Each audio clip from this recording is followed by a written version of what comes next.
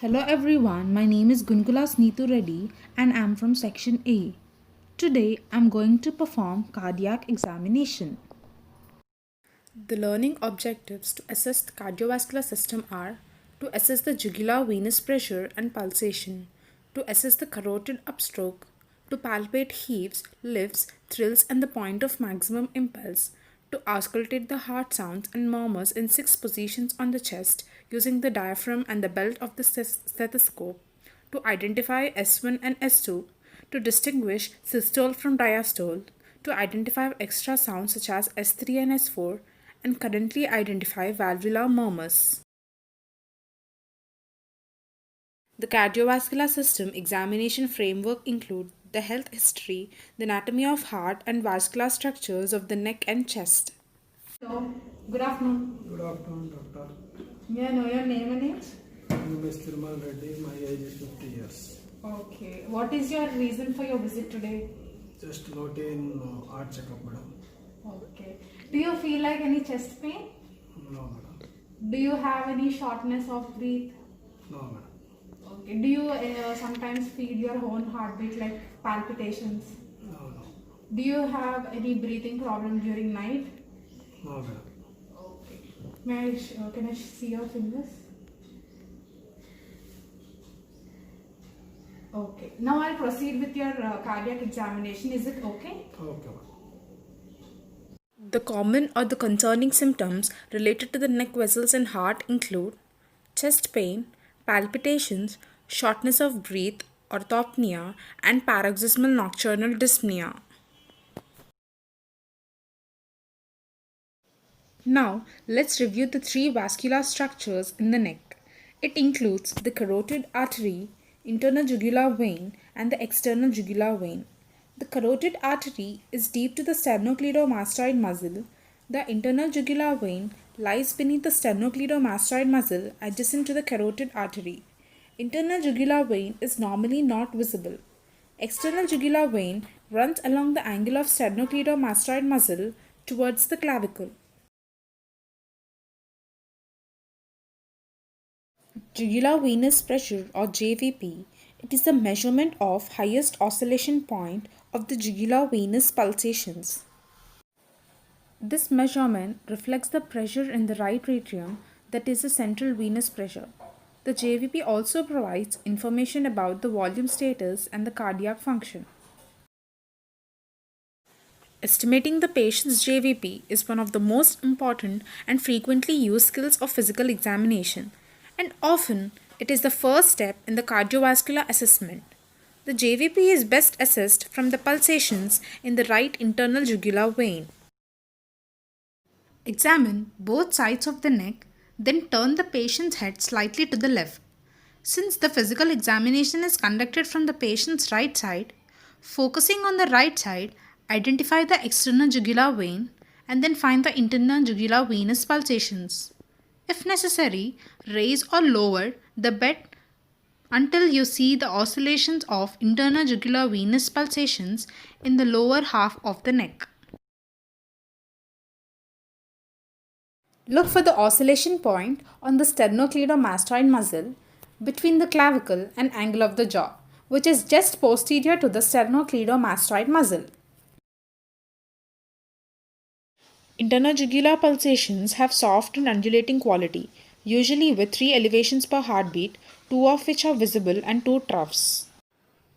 Whereas the carotid pulse has more vigorous thrust with single outward component. Internal jugular pulsations are rarely palpable, whereas the carotid pulse is almost always palpable. Internal jugular venous pulsations are eliminated by light pressure on the vein just above the clavicle, whereas the carotid pulse is not affected by pressure. The level of internal jugular pulsations changes with position in a euvolemic patient. The level in the neck drops as the patient becomes more upright, whereas the carotid pulse is unchanged by position. Finally, the levels of internal jugular pulsation usually falls with inspiration, whereas the carotid pulse is not affected by inspiration. Measure the oscillation point of pulsation in the right jugular vein using the following technique.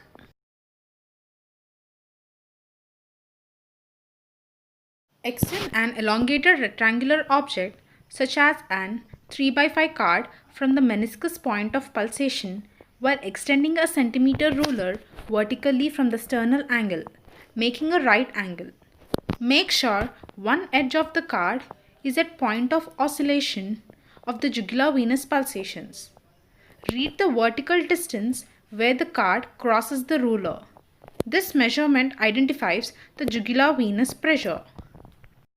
Jugular venous pressure is a vertical distance in centimeters above the sternal angle where your card crosses the ruler. In this patient, the jugular venous pressure is 2.5 centimeters.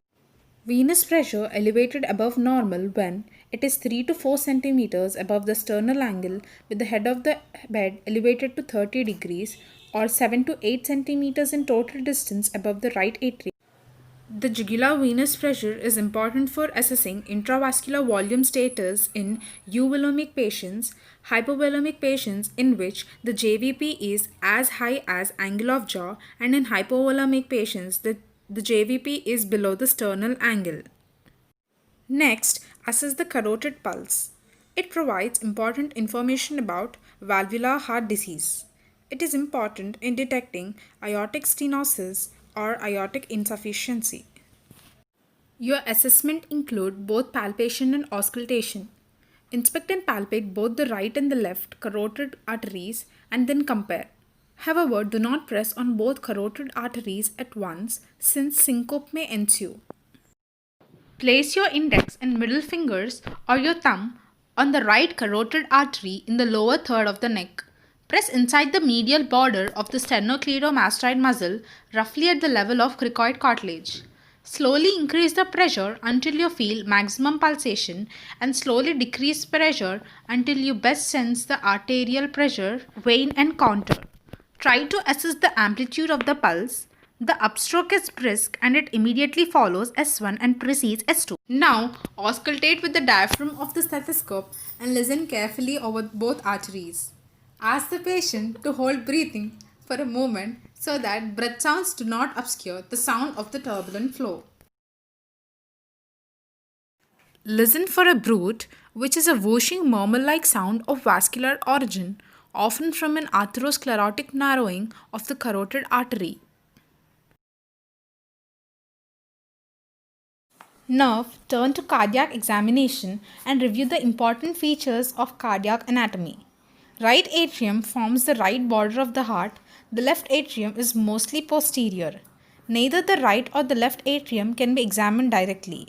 Above the heart are the great vessels, the pulmonary artery and the aorta. Mostly the anterior surface of the heart is made up of right ventricle. The left ventricle lies left and behind the right ventricle and produces apical impulse.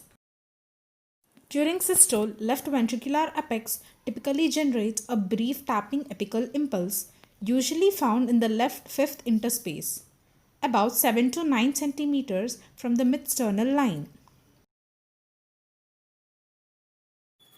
Examination of the heart consists of inspection, palpation, and auscultation. Now, let's begin with the inspection and palpation. Make sure the patient is supine with upper body raised to 30 degrees. First, inspect the anterior chest, noting any heaves or lifts. None are observed here. Now, palpate the chest wall for heaves or thrills using your finger pads. Palpate in the right and left second interspaces, left sternal border, and in the apical area. Now check for thrills by pressing the balls of your hand firmly on the chest in these same locations. The thrill suggests the underlying turbulent blood flow.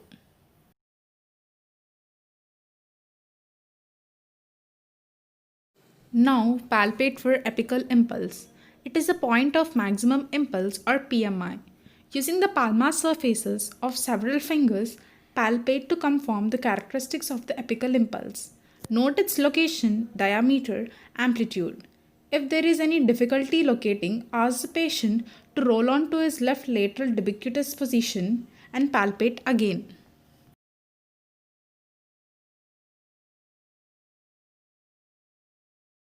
A diffuse apical impulse suggests left ventricular dilation, often found in heart failure. A sustained tapping impulse suggests left ventricular hypertrophy. Now, feel for right ventricular impulse in the lower left sternal border, while keeping the one finger in the third interspace and other fingers in the fourth and fifth interspaces.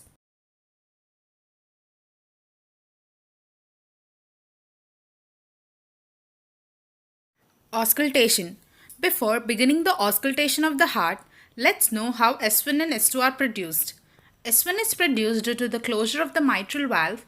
Tricuspid valve is also involved. S2 is produced due to the closure of aortic wall. Pulmonic valve is also involved. Now begin with auscultation. The diaphragm of the stethoscope is better for detecting higher pitch sounds such as S1 and S2 and murmurs of aortic and mitral regurgitation. Bell is used for lower pitch sounds such as S3 and S4 and murmurs of mitral stenosis. Begin auscultation by listening for S1 and S2 in the right second interspace, that is aortic area, and the left second interspace, that is pulmonic area. Usually in this area, S2 is greater than S1. Now ask the patient to take a deep breath in and out. By listening in the pulmonic area, try to identify the inspiratory splitting of S2 into A2 and P2. This physiologic split of S2 occurs normally during inspiration.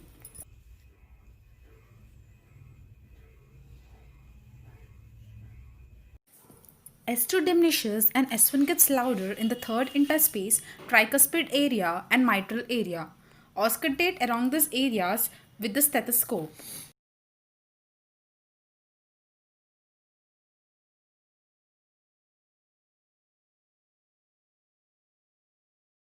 To listen for S3, S4 and murmurs of mitral stenosis, use the bell of the stethoscope.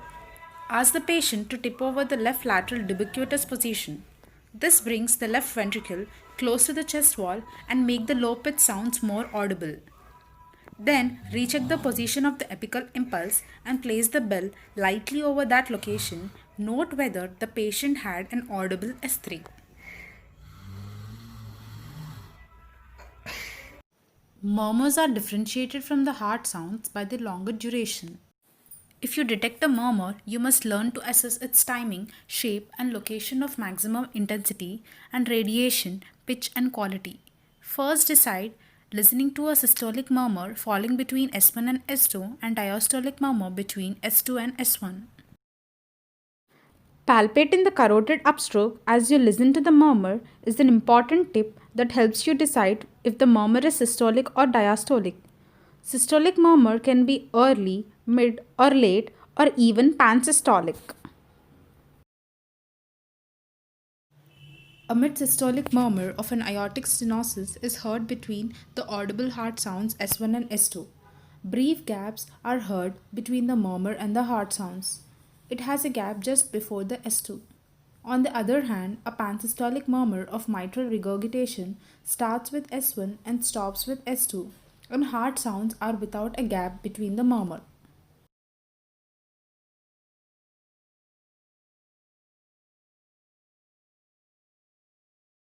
A mid-diastolic murmur, as in mitral stenosis, starts a short time after S2 and may follow an opening snap. To better detect the more subtle diastolic murmurs of aortic regurgitation and mitral stenosis, you should routinely use two maneuvers. The first maneuver is performed with the patient sitting up and leaning forward. This maneuver enhances the detection of aortic regurgitation by moving the left ventricle closer to the chest wall. Ask the patient to exhale completely and hold the breath. Using the diaphragm, listen at the left second interspace, down the left sternal border and the apex for the high-pitched sound-blowing diastolic murmur of aortic regurgitation. Second maneuver detects the mitral stenosis. Ask the patient to turn to the left lateral decubitus position. This position enhances the detection of the more subtle opening snap and the diastolic rumble of mitral stenosis.